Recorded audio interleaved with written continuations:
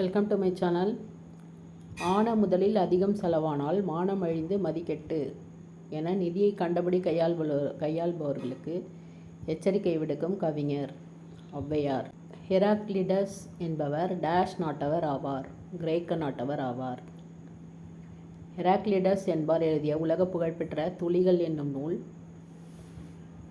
Dash ஒற்றை வரிகளை உடையது. 126 ஒற்றை வரிகளை உடையது. 2 முறை ஒருவன் ஒரே நதியில் இறங்க முடியாது என்று எழுதியவர் ஹெராக்ளிடஸ். ஒவ்வொரு நாளும் சூரியன் புதிது என்று கூறியவர் ஹெராக்ளிடஸ். அவ்வைக்கு நெல்லிக்கனியை தந்தவன் அதியன்.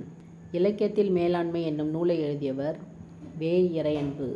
ஈஆப்பா தேர்வுக்கு தமிழை ஒரு விருப்ப பாடமாக படித்து வெற்றி பெற்றவர் வே. இறையன்பு. வே. இறையன்புவின் எந்த நூல் 1995ஆம் ஆண்டில் தமிழ் வளர்ச்சித்துறையின் சிறந்த நூலுக்கான பரிசை பெற்றது? வாய்க்கால் மீன்கள்.